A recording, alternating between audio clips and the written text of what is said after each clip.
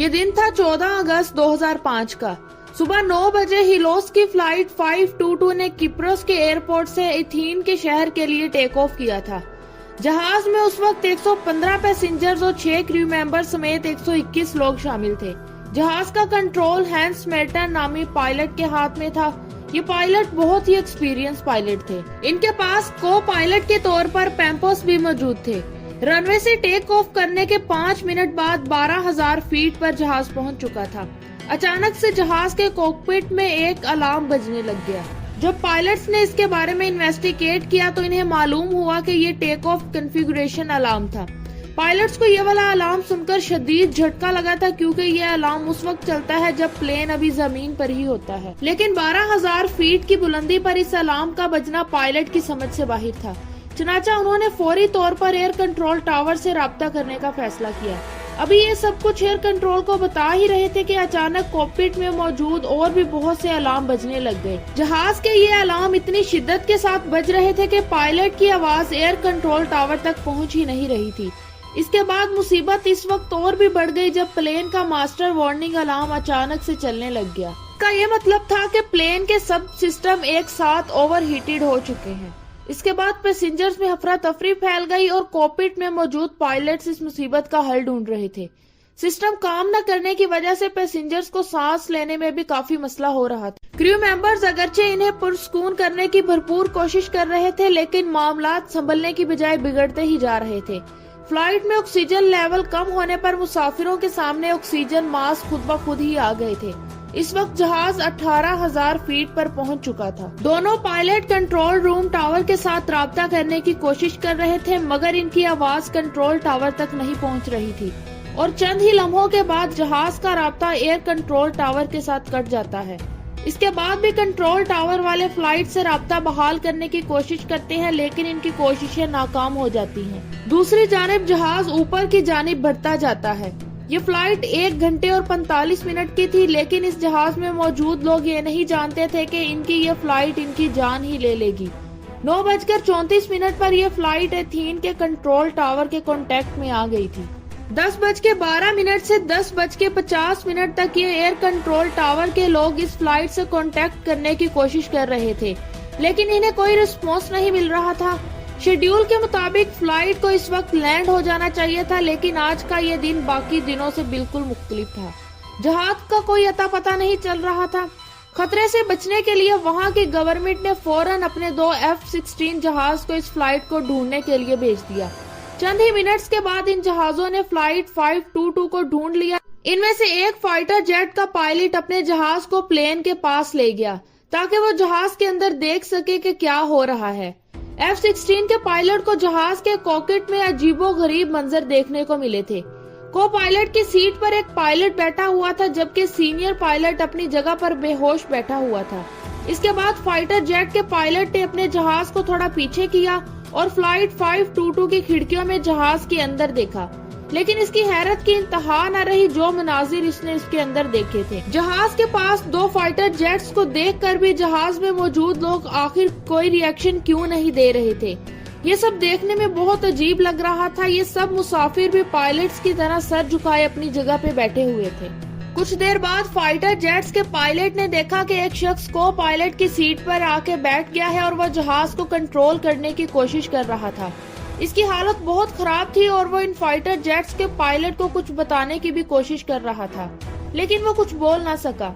अभी ये सब कुछ हो ही रहा था कि अचानक प्लेन के लेफ्ट इंजन ने काम करना छोड़ दिया और ये जहाज एक जानिब को झुकते हुए तेजी से जमीन की तरफ बढ़ने लगा। पायलट सीट पर बैठा हुआ ये शख्स जहाज को कंट्रोल करने की कोशिश कर रहा था, लेकिन वो ऐसा करने में साफ नाकाम नजर आ रहा था। ठीक 12 बजे जहाज के दूसरे इंजन ने भी काम करना छोड़ दिया और जहाज तेजी से जमीन की तरफ बढ़ने लगा। इस जहाज पर अब कंट्रोल बिल्कुल खत्म हो गया था। 12:04 पर यह जहाज एथेन से 40 किलोमीटर की दूरी पर जाके क्रैश हो गया। इस हादसे में मौजूद 121 लोग और क्रू मेंबर्स की डेथ हो गई थी।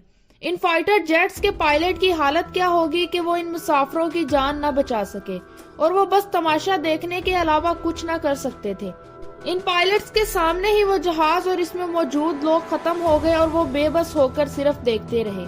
اس کے بعد فلائٹ 522 کے کریش ہونے کی خبر لوگوں کے ساتھ شیئر کر دی گئی۔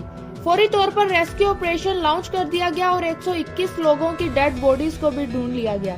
لیکن جب اس افسوسناک حادثے کی وجہ جاننے کے لیے ان ڈیڈ باڈیز کا پوسٹ مارٹم کیا گیا تو جو بات پتہ چلی اس کو جان کر سبھی لوگ حیران ہو گئے۔ سب لوگوں کو یہ لگ رہا تھا کہ ان 126 لوگوں کی موت پلین کے کریش ہونے کی وجہ سے ہوئی تھی، لیکن ایسا بالکل بھی نہیں تھا۔ رپورٹ میں یہ بتایا گیا ہے کہ جہاز کے پائلٹ سمیت تمام مسافر جہاز کے کریش ہونے سے پہلے ہی مر چکے تھے۔ یہاں یہ سوال پیدا ہوتا تھا کہ اگر یہ لوگ پہلے ہی مر گئے تھے تو آخر 2 گھنٹے تک جہاز کو کون اڑا رہا تھا؟ تو دوستو، ہم نے آپ کو پہلے بھی بتایا ہے کہ پائلٹ کی سیٹ پر اینڈریاس آ کے اس فلائٹ کو کنٹرول کرتا ہے۔ یہاں سوچنے والی بات یہ تھی کہ اگر سب لوگ مر گئے تھے تو یہ شخص اتنی دیر تک کیسے زندہ رہا؟ اینڈریاس ایک سکوبا ڈائیور بھی تھا اور سمندر کی تہہ میں جانے والے ڈائیورز اپنی سانس لمبے عرصے تک روکنے کی مہارت بھی رکھتے ہیں۔ اینڈریاس نے آخری وقت ایئر کنٹرول ٹاور سے ہیلپ بھی مانگی تھی اور آخر میں ایئر کنٹرول ٹاور نے اسی کی آواز سنی تھی۔ اینڈریاس نے 5 بار ان سے مدد مانگی تھی۔ اینڈریاس کے پاس جہاز چلانے کی ٹریننگ تو موجود تھی، لیکن اس کے پاس اتنا ایکسپیرینس نہیں تھا کہ وہ بوئنگ 747 جیسے بڑے جہاز کو کنٹرول کرنے کی مہارت رکھتا ہو۔ اس کے باوجود بھی وہ فلائٹ 522 کو آبادی سے دور لے جانے میں کامیاب ہو جاتا ہے۔ اس پلین کے کریش ہونے کی وجہ جاننے کے لیے انویسٹیگیشن ٹیم نے سرچ شروع کی تو سب سے پہلے یہ بات پتہ چلی کہ جہاز کے انجن نے کام کرنا چھوڑ دیا تھا، اسی کی وجہ سے یہ جہاز کریش ہوا تھا۔ لیکن اندر بیٹھے ہوئے لوگ تو جہاز کے کریش ہونے سے پہلے ہی مر گئے تھے، تو پھر یہ پوری اسرار واقعہ کیا تھا؟ ریسرچ کے دوران ایک انویسٹیگیٹر آفیسر کی نظر جہاز کے ایک بٹن پر پڑی اور یہ بٹن تھا جہاز کے اندر ہوا کے پریشر کو سیٹ کرنے کے لیے۔ اس بٹن کو دیکھتے ساتھ ہی اس آفیسر کے سامنے ساری کہانی کھل گئی تھی۔ جب جہاز کا انجن کام کر رہا ہوتا ہے تو وہ باہر سے آکسیجن اندر منتقل کرتا ہے تاکہ پیسنجر کو سانس لینے میں کوئی مشکل نہ ہو۔ عام طور پر اس بٹن کو آٹو موڈ پر ہی رکھا جاتا ہے، لیکن جب اسے مینول موڈ پر کرنا پڑے تو جہاز کے پائلٹ کو مسلسل اس پر نظر رکھنی پڑتی ہے۔ اس حادثے سے ایک دن پہلے بوئنگ 737 کو جب روٹین سروس کے لیے بھیجا گیا تھا، وہاں اس کی سروس کرتے ہوئے کسی ورکر نے لاپرواہی سے اس کے بٹن کو مینول موڈ پر کرتے ہوئے جہاز کو واپس فلائٹ کے لیے بھیج دیا تھا۔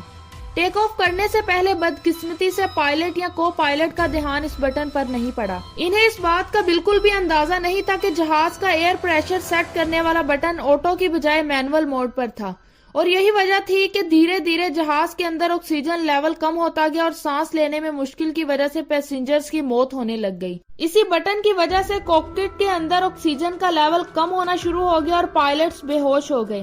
پیسنجرز کیبن میں آکسیجن کم ہونے پر آکسیجن ماسک خود بخود ہی سامنے آ جاتے ہیں، لیکن کاکپٹ میں یہ سسٹم موجود نہیں تھا۔ یہی وجہ تھی کہ آکسیجن نہ ملنے پر آہستہ آہستہ سب لوگ اپنا دم توڑ رہے تھے۔ رپورٹ میں یہ بھی بتایا گیا ہے کہ 126 لوگوں کے مرنے کی وجہ صرف اور صرف یہ بٹن ہی تھا۔ اگرچہ اس رپورٹ میں تو نہیں کہا گیا، لیکن ہماری نظر میں ان 126 لوگوں کی موت کے اصل ذمہ دار اس پلین کی سروس کرنے والے وہ ورکرز ہی تھے جنہوں نے لاپرواہی کی وجہ سے اس بٹن کا موڈ چینج کر دیا تھا۔ بعض ایکسپرٹس کے مطابق پائلٹس کو یہ دیکھ لینا چاہیے تھا کہ جہاز کے سارے سسٹم کام کر رہے ہیں کہ نہیں۔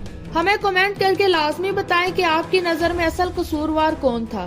کیا اس بوئنگ 747 کا روٹین چیک اپ کرنے والے وہ ورکرز یا پھر جہاز کے دونوں پائلٹس جنہوں نے بنا دیکھے جہاز کو ٹیک آف کر دیا تھا؟ اگر آج کی ویڈیو آپ کو انٹرسٹنگ لگی ہو تو ویڈیو کو لائک کریں اور مزید ویڈیوز کے لیے ہمارے چینل کو لازمی سبسکرائب کریں تاکہ نیو اپڈیٹس کا نوٹیفیکیشن سب سے پہلے آپ تک پہنچ جائے۔